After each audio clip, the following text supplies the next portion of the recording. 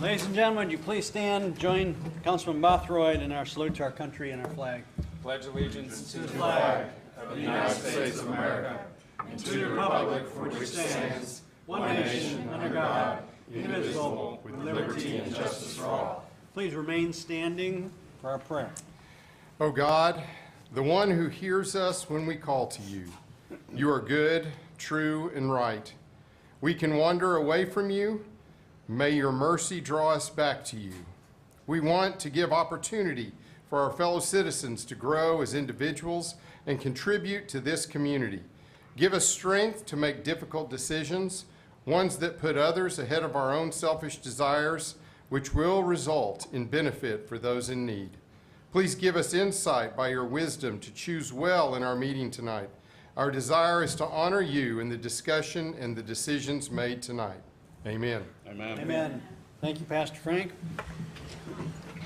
And I'll call to order our City Council meeting of October 1st. Second item on the agenda is public comments, community announcements, recognitions, and one person that will be speaking to an issue on the agenda.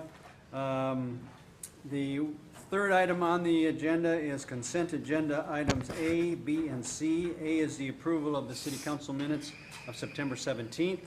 B is the approval of the renewed contract between the City of Guthrie and Bobby Kane for the lease of the rodeo arena for 1 year.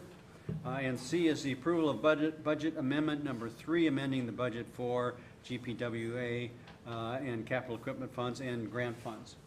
I'll entertain a motion. So moved. Second. A motion and a second. Is there any discussion? Submit your votes, please. See the votes. Unanimous approval from all those present to approve consent agenda items A, B, and C. Item number 4 is items removed from the consent agenda. There were none. Item number 5 is the purchase of a 2025 Chevrolet Police Tahoe with a state contract. Chief, or Steve, are you presenting that? That is the chief now, see? He actually has hair. Thank you, Mayor and Council. We are asking approval for a purchase of one 2025 Chevy Tahoe police package on a state contract for $55,780 with up to $25,000 for equipment. When will that get delivered? Probably about a year. Is it that far out, really? We just received one we ordered last year about 2 weeks ago. So moved. Second. I do have a question on the, Tim, I hit the wrong button. already it starts. So the 25,000 additional add-ons, is that pretty much what we've been doing in the past? It's a little lower. Okay. It seemed to be, but, no, and that's good. That's good. Yes. We'll see. Okay. Okay, so we have a motion and a second. Any other discussion? Now you can submit your vote. I submitted it. I think. Let's see the votes. Unanimous approval from all those present then to move ahead with the purchase of a 2025 Chevy Tahoe per state contract. Thank you. Item number 6, special use permit for property on 3409 First Capitol Circle. Dan? Thank you, Mayor, City Council. This special use permit request for a 10-foot by 24-foot carport in the front of an existing garage. The house is located in the Mission Hill subdivision. As you indicated, the address is 3409 First Capitol Circle. Per our code, any type of accessory structure that's forward of the rear wall of the home requires a special use permit.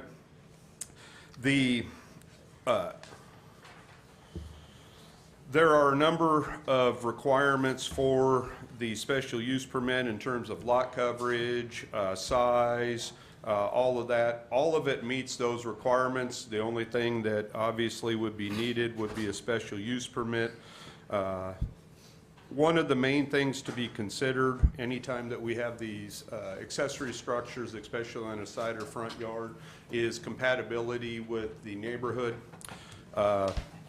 As I said, all the other code requirements have been met. There was public comment at the Planning Commission. One resident that had spoke in opposition. Since that time, you've also received a letter from another property owner in the area that is opposed to that. Also, there was a letter that was submitted that asked some questions on basically how the whole process or kind of looking at how this is to be analyzed, and that was provided as well as my comments to that. At the Planning Commission, they did recommend approval 3-0 to recommend approval of their request, which essentially from their side,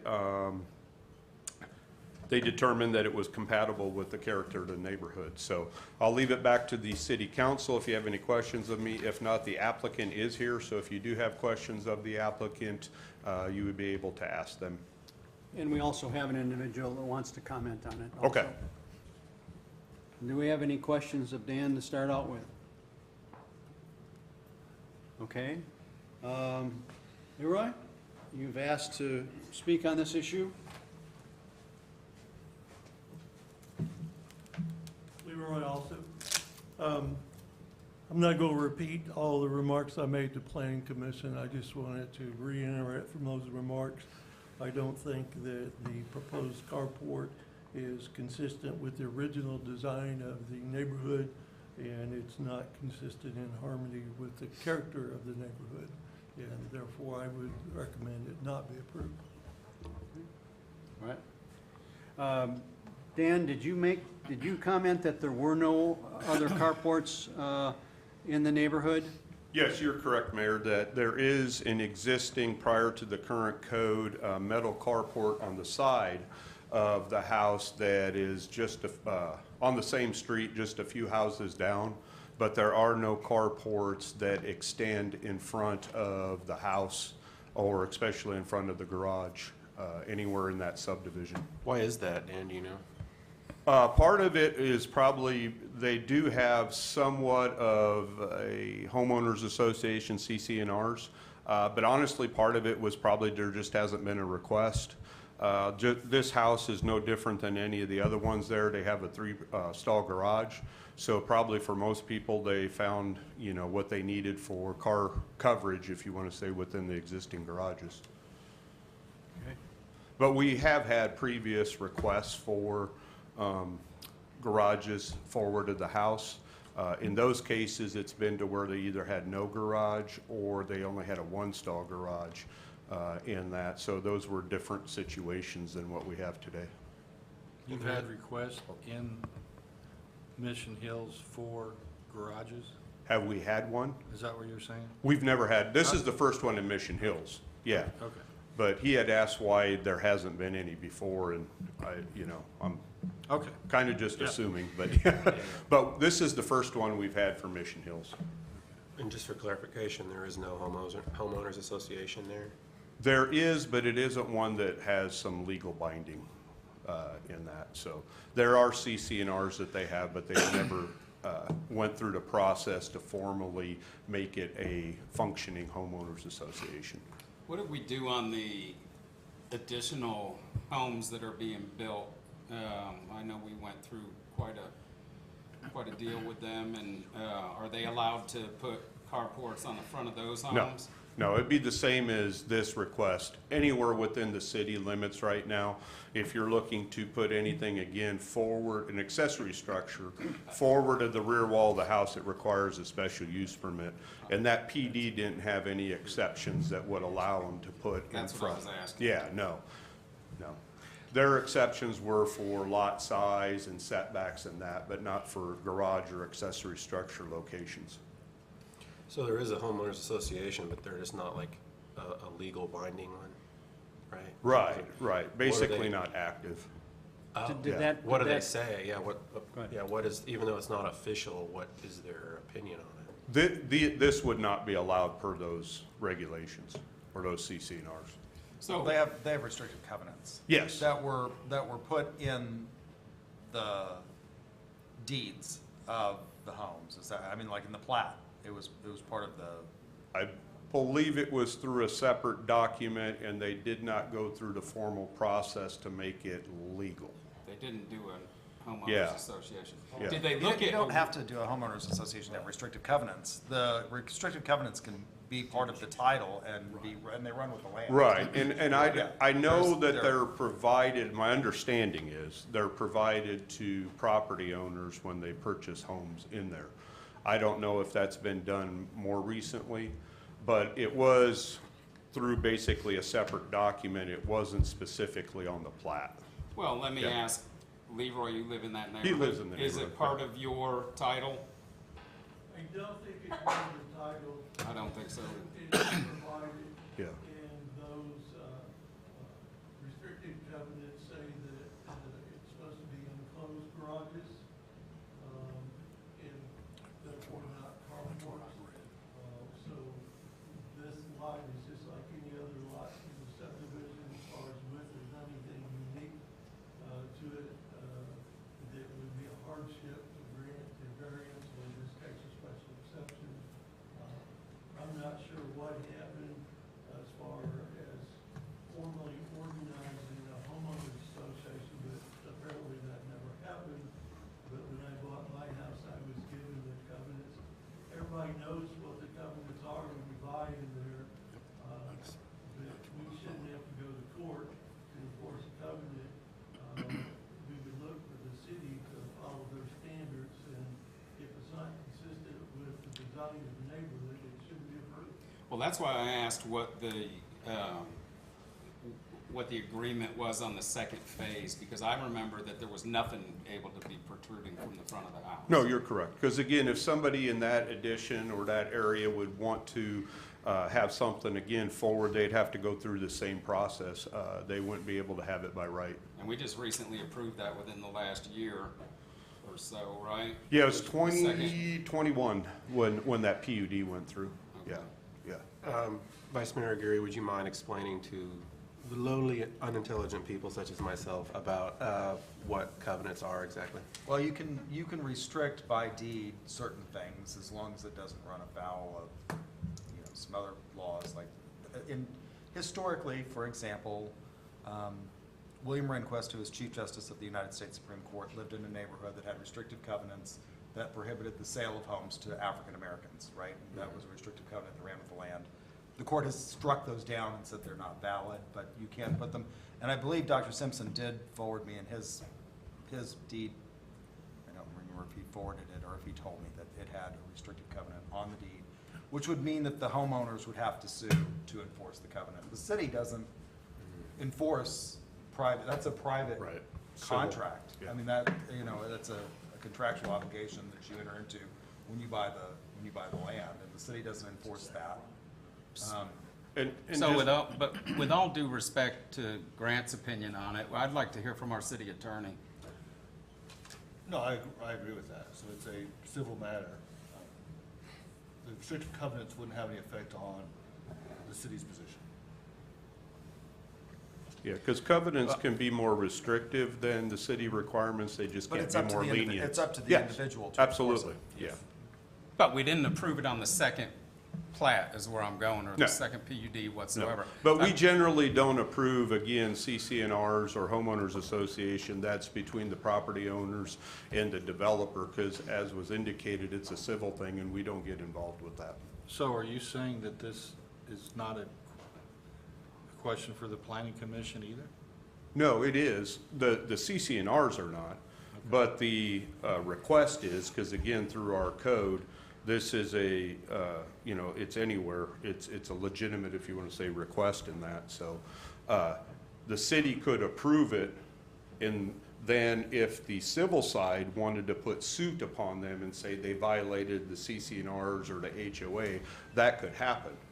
If this council to approve it, that does not have any effect on Right. the CCRs. It doesn't Right. negate the CCRs, it doesn't mean it can't be sued. Right. You can't give authority to violate the CCRs. Exactly. It still can become a civil matter Yep. between the homeowners. Yep. Well, I guess that's what the Yep. question I was looking for. Right, we don't enforce other people's rules. Right. Yeah, yeah. In driving through the neighborhood, again, I wanted to see if there were any other carports, and I didn't see any. And I can see where this doesn't, in my mind, it doesn't look like it fits. It's a unique situation. It's a unique artifact, if you will, of the front of the I don't know how many houses are out there, 180 or so. But anyway, it just seems like it doesn't match the rest of the community. And I am concerned that once it starts, then it becomes a slippery slope. So that's where I would be concerned about taking that first step down that slippery slope. Again, I don't see that it fits, they especially in a consider- three-car garage home. Did they look at stick construction, concrete, brick pillars tied into the home with, with regular comp shingles and that type deal, or is it just strictly metal? Yeah, I'm not sure the options that they looked at. They I'm are. talking about it planning. Oh, no, I didn't no, look at that. no. They didn't really discuss anything in terms of other options, other type of construction, anything like that. They were pretty much satisfied with the metal four-post basically being right in front of the garage. Okay, all right. And the applicant apparently is here. In our packet, we have a picture of your house with the three-car garage. We have I don't know if not a rendering per se, but we have, of course, you included the specifics of what the proposed carport would look like. Basically, just the pillars and open side, flat top. I don't know if you wanted to make a statement at all. So is it wanting to go over here? Thank you. My name is Lorraine Black. We didn't receive a covenant. If I would have known it was a covenant like this, I would have moved into the home, the neighborhood. Because I looked through all my documents and someone sent it to me because I asked him and I had never seen that document before in my life. I'm like, I don't know, I haven't seen that. So my dad is 80, he's a veteran, and the weather continued to damage my father's truck, which I have to get it repaired. And he shouldn't have to walk where he walks to get through weather and stuff, and it's dangerous. And he has a truck, so it wouldn't fit in our garage. And that's the only reason why we was trying to get a carport. And when you say there's not a carport in the area, it's just one right 3 houses down. It is a carport there. In the front of the house? No, it's on the side of the house. No, I was saying in the front of the house. Right. Well, I was just saying there's a carport there, but it's not like the carport that we want to put up. I don't know if you've seen the carport that we were referring to, but it's a flat and it's nice looking, sleek, and that would go with the aesthetics of the home. But, and we don't have an HOA, so, and once again, I didn't know anything about the covenant. That's the first time I seen that. When Okay. Dan told me to ask someone in the neighborhood, and I did, and they gave it to me, and I said, that wasn't in my documents. Did you have Okay. something to say? For what it's worth, if I could, Mayor. So I did go on the website for Mission Hills. I did find their covenants, and they were filed with the county clerk of Logan County. They were filed April 26th of 2023. So they are filed, and not to give legal advice outside of for the city, but that would run with the land. Okay, all right, thank you, thank you. I'm sorry, Leroy, you had another comment? You only have 5 minutes. Can you state your name? As indicated, the city does not enforce the covenants. I think the reason the covenants are pertinent to tonight's discussion is it expresses the original design of the neighborhood. And if we go give a special exception, it's supposed to be consistent with the character of the neighborhood. And if you read the covenants, No structure shall be erected, altered, placed, or permitted to remain on any residential building plot other than one detached, single-family dwelling not to exceed 2 stories in height and a private garage.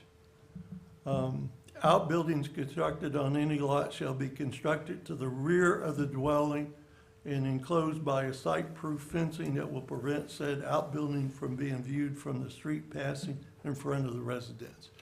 So when you buy a home, that's one of your bigger investments.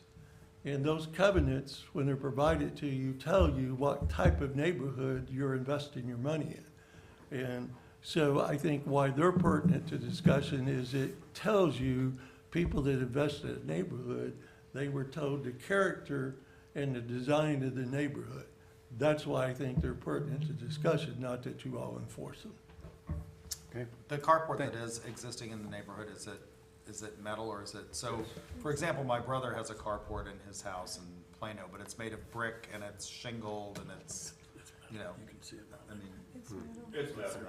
It's metal, but that carport was grandfathered in, I believe, a long time ago. It was there when I bought my house, so it's been there for quite And some it's time. to the side of that, And it's to the side, it's not. which that covenant allows to the side and to the It back. would be questionable under the covenant. It's speaking of garage to the back. Yes. I did read it, but I don't have it. See, I think there's a place for carports within the community, and I really do. The problem I have in this neighborhood is we've never approved that. When we looked at these PUDs, especially on the second phase. And the covenants clearly express that they're not to be there. You know, so. Are there any other questions? Okay, I'll entertain a motion on item number 6. I'll make a motion to deny. I'll second it. I have a motion to deny and a second. Any other further discussion? So what is a yes vote in this A situation? yes vote is to deny. To the deny. request. Just making sure. I think, it should be in the affirmative, but that's okay. We had, the motion was to deny and it was seconded. Any other discussion? And just to confirm, a yes vote would deny the application. Okay, submit your votes, please. See the votes. Unanimous approval then to deny the application for the special use permit on 3409 First Capitol Circle for a carport. Item number 7, Oklahoma Department of Aerospace and Aeronautics grant agreement. Caden? Good evening, Mayor and Council. Staff is recommending approval and acceptance of Staff is recommending approval and acceptance of $285,000 and $285,201 for the upcoming parallel taxiway reconstruction and lighting project. Last month, the City Council unanimously approved acceptance of the federal grant portion of this project in the amount of approximately $5.13 million. That federal share will make up 90% of the total project cost. Today, we are asking that the mayor be authorized to sign a grant agreement that will authorize the state to pay for an additional 5% portion. After acceptance of these funds, we'll be left to pay a remaining 5%, which will be split with the City of Edmond, leaving, as I mentioned last month, $142,600 for these construction improvements upon airport property. The total project cost is approximately $5.7 million total. And with that, I'd be happy to answer any questions. I met with Toby on Saturday in El Reno at the airport there. And the runway, or the parallel taxiway will shut air traffic for 30 days. Is that correct? Yes, sir. So the total project will consist of 240 days of construction. It will shut the runway down for 30 days, excuse me. The city and the construction agreement does have liquidated damages. So if it takes 32 days, the contractor will be paying for that. Our goal is that we're going to have a meeting with the FBO and the airport engineer to discuss the phasing. The airport board will be briefed after that, and then once that's all happened, we're going to have a town hall style like airport tenant meeting and go over the phasing with all the tenants as we can. And then we'll place tenant phasing information in the lobby of the FBO as well. And so we're hoping to keep everybody updated, and we're gonna we had some options before us where we could have, had the runway open and then closed it and open and then closed it. And you as a pilot, I'm sure, are aware that that would be a nightmare of communication. So our goal is to just get it all taken care of at once. We think we can do it quicker that way with the materials and resources that we have. And so but we will face a closure. That's correct. Okay, any other questions? And we'll put those in the notams, I take it. Yes, sir. Yep, they'll be noted out. So moved. Second. I have a motion and a second. Any other discussion? Submit your votes. See the votes. Unanimous approval to go ahead and accept the grant from the Oklahoma Department of Aerospace and Aeronautics for $285,201 for reconstruction of parallel taxiway and install taxiway lights. Item number 8, city manager report. Notice that our city manager is not here. He had a death in his extended family. He's with his family. I think it was his great uncle that died, so Eddie is there with the family.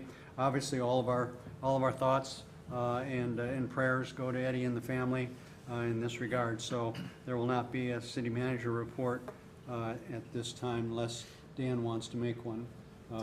Okay. His time's up. He's already used Your time's done. Item number 9 is comments from members of the city council. Vice Mayor Aguirre. Thank you, Your Honor. I just want to express my deepest sympathies for our city manager and his family at this time, and that's all I have. Councilman Williams. I have nothing, thank you. Councilman Bothroyd. Nothing tonight. Councilman Mills. I echo the vice mayor's sympathies with our city manager's family. Councilman Rapp. Yeah, our hearts are with Mr. Faulkner, and that's all I have. Councilman Taylor. I echo that as well. Thank you, staff. It was great. A year for a police car. Well, anyway, it could be worse. It could be 2 or 3 years down the road, never get one. So, but thanks, guys. Appreciate everything you're all doing. Hope we get some rain before long, and we'll see what happens. I would echo the hope for rain, as well as the prayers and condolences to Eddie and his family in the death of the grand uncle. The activities continue to happen around our city. Guthrie Haunts, I think, starts this weekend. One of the best Halloween haunts, I guess, in the state, maybe the nation. I don't know. Justin, how did you vote on that one? Pretty scary stuff. It's scary.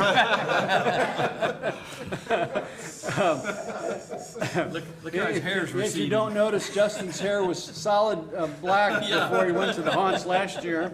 But it is a cool thing. If you're into that kind of thing, it is really a great activity. We got homecoming this weekend. I think there's some street dances going on in association with that. So all of the homecoming class reunions that happen with all of that. So again, busy times. To reiterate from 2 weeks ago, we do have some vacancies on some of our boards. We have vacant position in the Board of Adjustment. We have a vacant position in libraries. We have a vacant position in Park and Urban Forestry. Maybe 2. Do we have 1 or 2? And 1 in planning. 2 in planning. So plenty of opportunity. Again, if you're interested in engaging, go into the City of Guthrie website.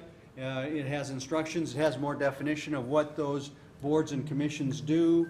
It also has instructions on how to go ahead and make your application for that. So again, be involved, be engaged. We appreciate your help.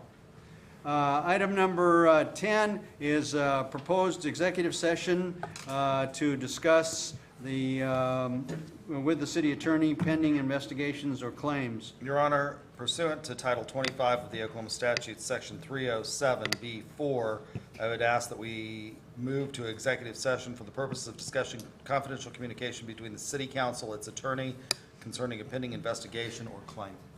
We have a motion, is there a second? We have a motion and a second. Submit your votes.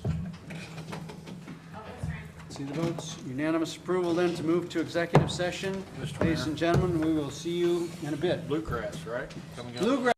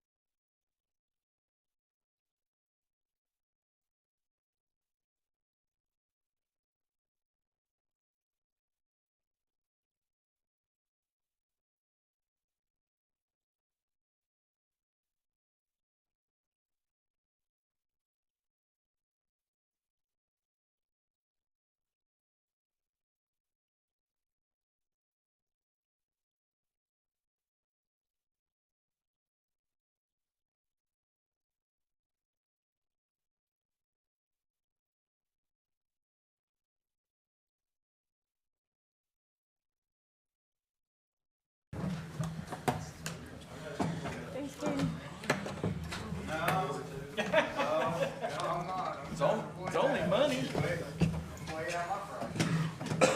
It's only money. Okay, I'll entertain a motion to move out of executive session into general Your session. Honor, I move that we return to general session and in the executive session. It's a motion, is there a second? Second. Have a motion and a second. Submit your votes. See the votes, unanimous to move out of executive session and general session. That was item number 10, in executive session was discussion only. There is no action taken at this time. We are adjourned from our city council. And call to order our Guthrie Public Works Authority meeting of October 1st. Second item on the agenda is consent agenda items A, B, and C. A is the approval of Public Works Authority minutes of September 17th. B is the approval of payment to Myers Engineering of invoice number 222246-17 in the amount of $1,399.84 for OWRB water distribution system. C is the approval of budget amendment number 3 concerning GPWA funds, capital equipment funds, and grant funds as discussed in the previous meeting. So moved. Second. Have a motion and a second. Any discussion? That was a small payment. That's the smallest payment we've Smallest seen. payment. Smallest one. Yeah. Submit your votes, folks. Ever. See the votes. Unanimous approval of consent agenda items A, B, and C. Item number 3 is items removed from consent agenda. There were none. Item number 4 is change order number 3 with Southwest Waterworks for the water line project C and Southwest Water. Increased the original contract by $17,469. Tenny? Yes, Mayor, Council, this change order number 3 will increase section C of the original contract by $17,469. What this does, this will reconsolidate the planned quantities for this section. I was asked to kind of go in a little bit of detail on that. I won't go through every item that was reconsolidated here. There was approximately about 22 different items, whether it was footage for additional bores that was made, or unforeseen interconnections that was made, where in the original plan, maybe it was viewed as, on our atlas, as a 6-inch, but once it got uncovered, it was a 12, meaning that different size fittings was needed, so there was a delete in the project, there's deleted items, and then there's added items to reconsolidate to reach the 17,000. I will say that this is our last section, excuse me, to this project, and we will be having our final walkthrough, and the final overall approximate balance in this project will be in the positive of about approximately $40,000. Questions of Tenny? So moved. I'll entertain a motion. Have a motion, is there a second? Second. Have a motion and a second. Any other discussion? Last opportunity. Submit your votes. See the votes. Unanimous approval, then to approve change order number 3 with Southwest Waterworks LLC for the section C of the water line project. That being the last item on our agenda, ladies and gentlemen, we are adjourned for the evening. Thank you.